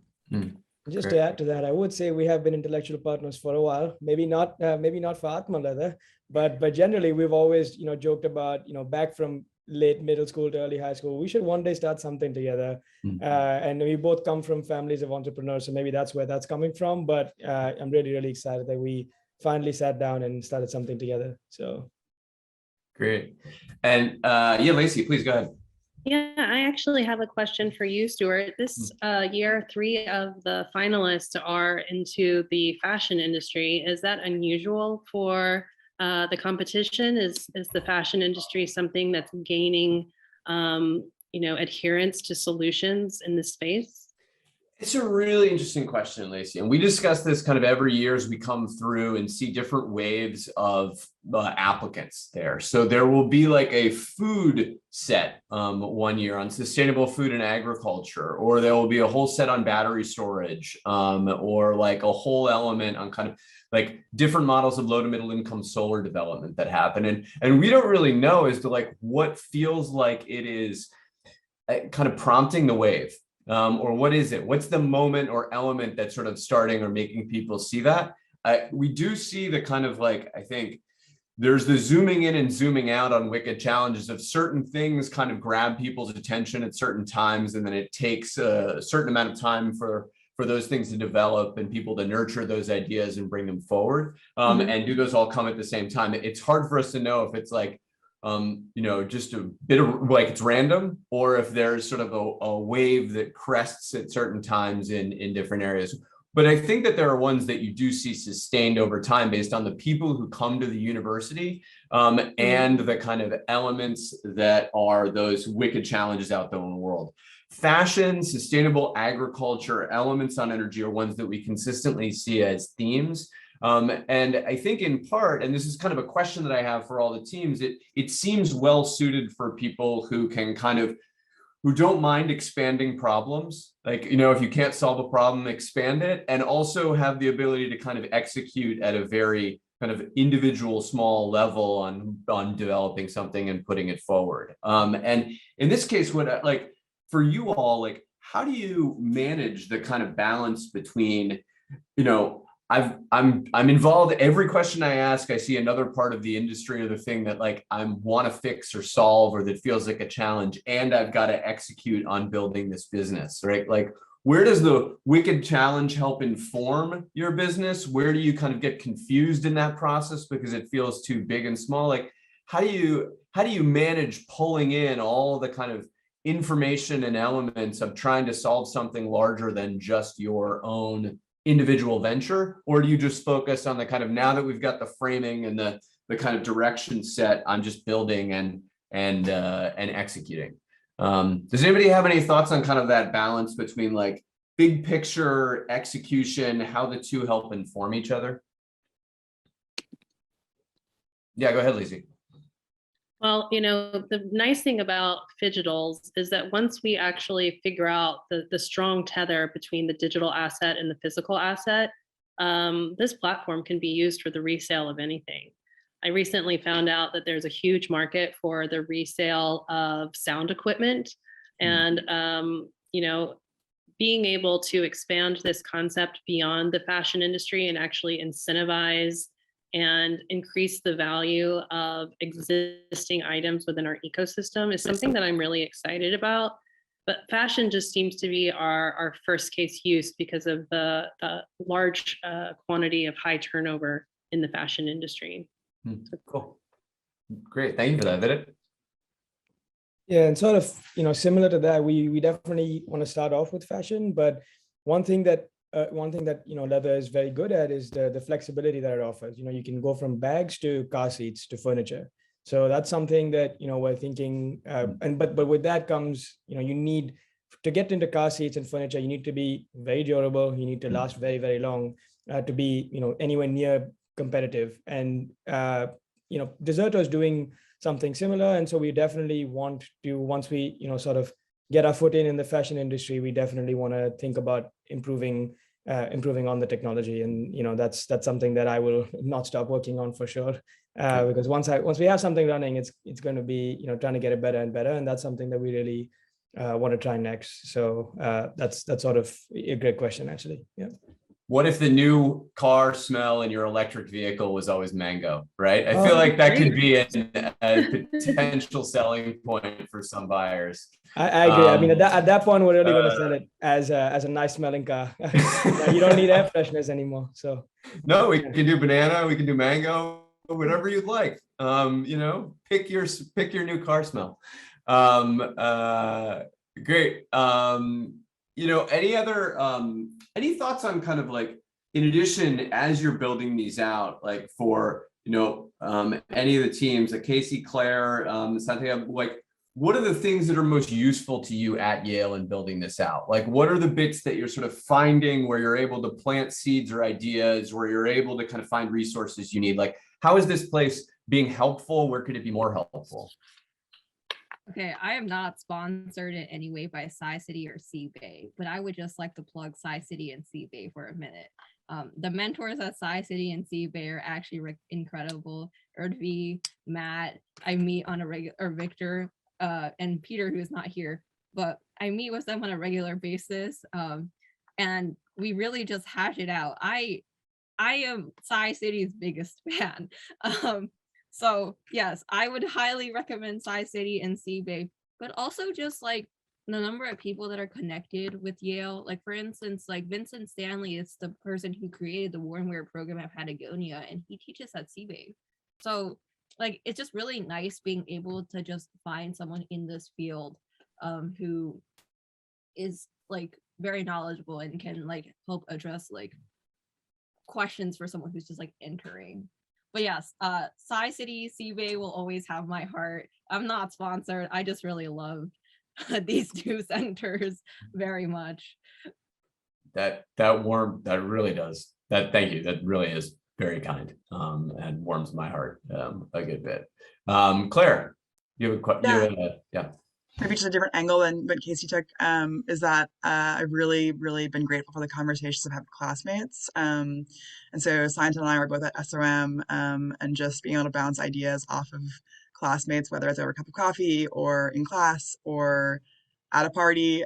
People are always willing to hear out your latest iteration of your idea. And that's been really helpful as we refine our sort of initial thesis. Great. And Janelle? Very similar to Casey, and Casey, you really said it, but I feel exactly how you do. And you know, the whole team at SciCity, I think from early on, when you say like, this is what I'm thinking of doing, it's like, these are the 4 people who are doing it. We will connect you to them. This is where you can get money from. This is like, they're like behind you 100% and like really helping you kind of get there. And so like, I remember talking to Cassie and Matt, and it's like, I'm thinking of doing this. Should I do it? And they're like, yes, you should. This is why you should. Here's everything we can do to support you. And like, this is why it'll work. And so that kind of like a lot of support, Stu, even from you when we've spoken like a few times, and it's just been so helpful, like always like opening so many doors. And I think that that's like one part of it where you really sometimes are unsure of whether you should go ahead with it or not. And so I think that's been like really setting you at ease. Great, thank you. Lacey. The people that SciCity offers as mentors have been absolutely an incredible resource for me in the Spring Accelerator, as well as the Founders Practicum, which is an elective.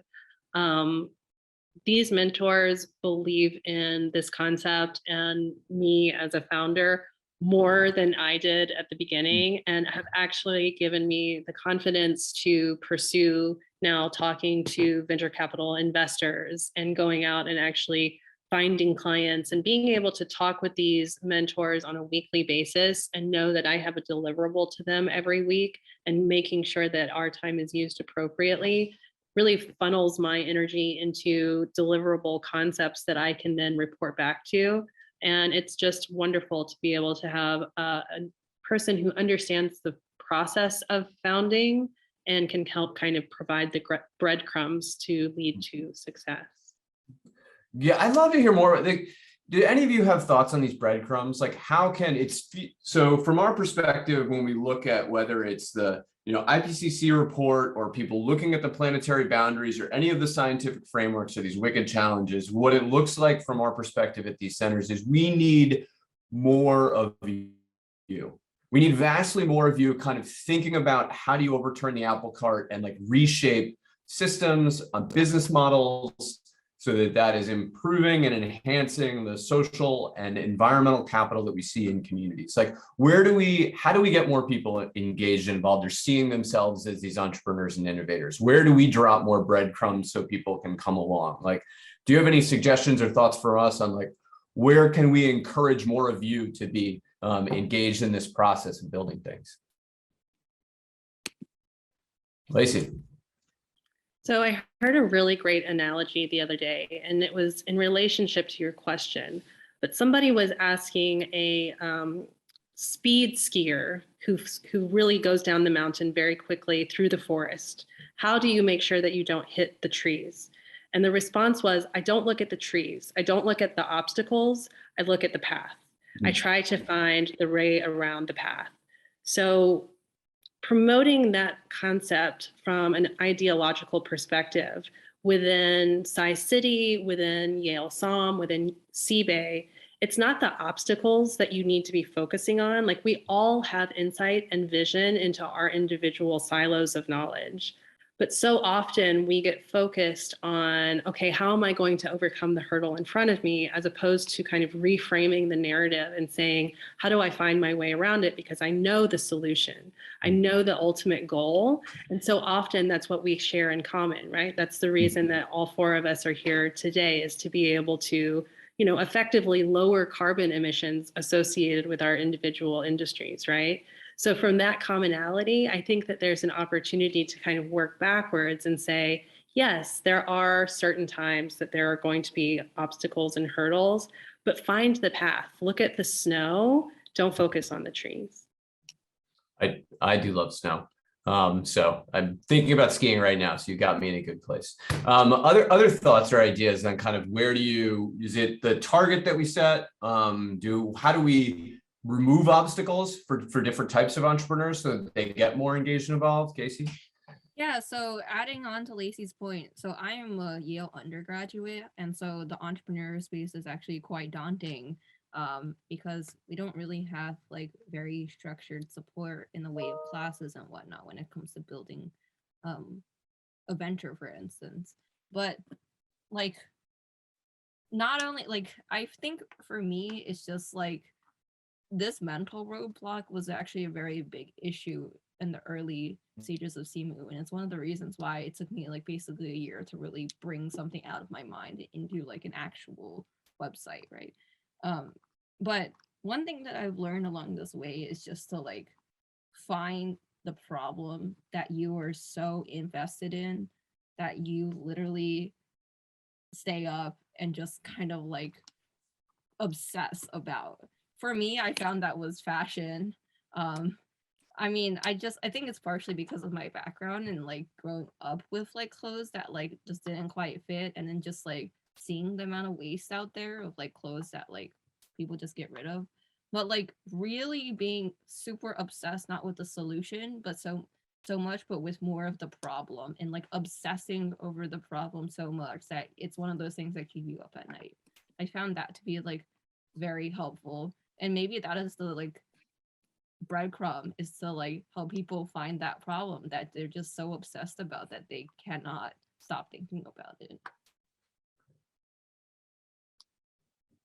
Thanks for that.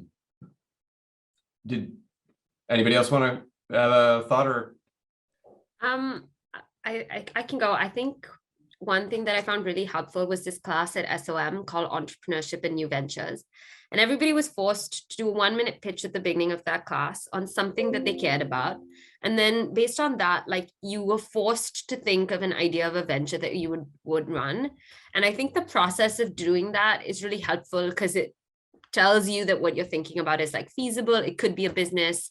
You see the responses of your classmates to that, which is kind of, I think when you first put it out there in your head, it always feels like too big of a problem, or like it's something that, you know, I don't know how I'm going to do this. But when you put it out there and you get that positive reinforcement, it really helps solidify that you want to work towards it. And so I found that really helpful. And I think like classes like that could help like spin off a lot more ventures. Great. And Claire, you were nodding at the same time. Was that the same class that did it? We were in the same class. So actually our two pitches were two of the, I think there were 6 or so projects that were worked on for the semester. And I just wanted to add that it's pretty remarkable that we have 4 women-led or women co-founded ventures on in this prize competition. And I think it's really inspiring to think about how this might more competitions like this might change the face of entrepreneurs in the broader universe. And just wanted to bring that up as a pretty amazing feature. And I wish that the landscape looked more like this competition did. So do you have any thoughts on how we can do that better? Like, what are the ways that we can make sure? Because good ideas are spread around equally, right? And we know that dollars have not done the same thing.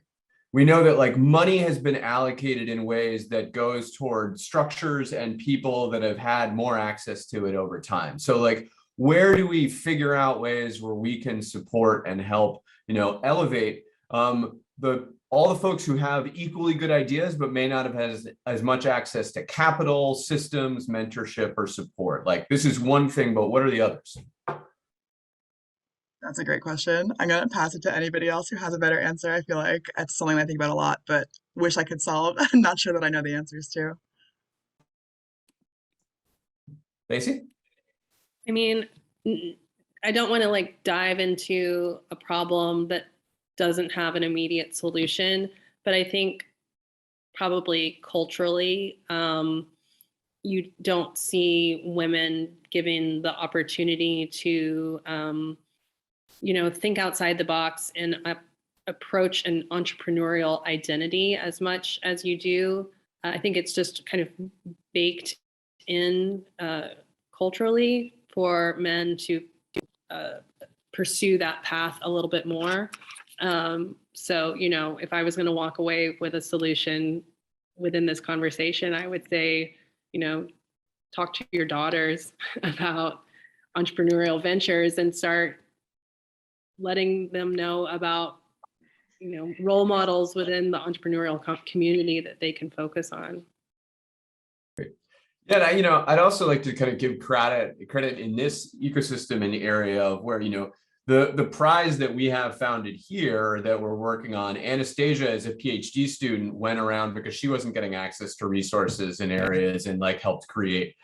Cassie Tucker, who you see worked with a number of different people, Cass Walker Harvey being one person who is in the Sci-City ecosystem for a long period of time, Jen McFadden, who's at the program at Entrepreneurship, who really advocated and created and said, in particular around female entrepreneurs, we are going to create space and make sure that this is a key feature and a component of what this community looks like and does. And actually, at certain points where we're, trying to figure out where we can do this and how we can do this and where you can build up those resources and support. And it really has been, I think, there was a watershed moment a number of years ago, as you're mentioning, where all the major winners of the prizes at Yale were diverse female entrepreneurs, and everybody kind of picked their head up and said, we know this isn't going to happen every year, but this is really something where we just see these incredibly talented human beings getting the recognition and support they deserve. So where we can continue to make sure that we remove those obstacles and elevate the best ideas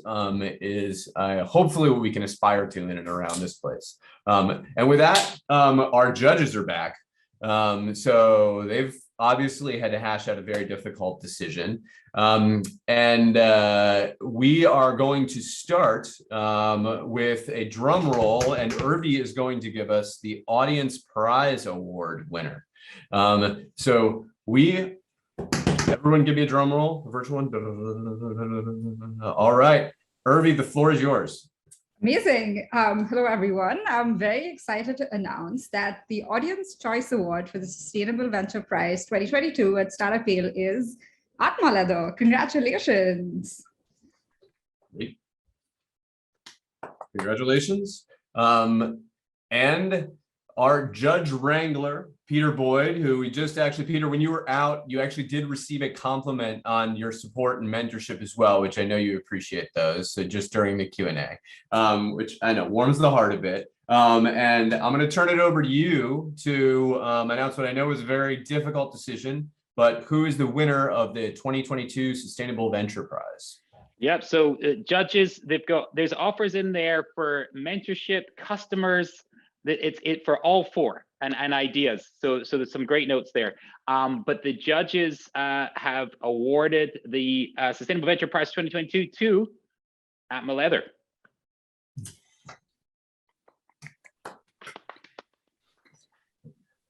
Well, thank you, Peter.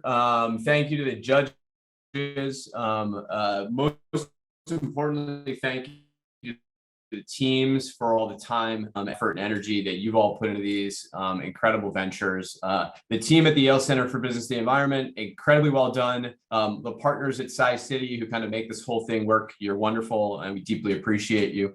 And that's going to bring to a close the Sustainable Venture Prize. I also want to thank the sponsors, Mirtha Kalina, attorneys at Law and Mind Trust, for supporting the grand prize winners with services as well. To learn more about the entrepreneurial ecosystem at Yale, find resources, or attend future events, please visit entrepreneurship.yale.edu. Sci-City is a wonderful portal to connect with all the other innovation centers. And with that, wish you a wonderful day and a great weekend. And thanks for joining us.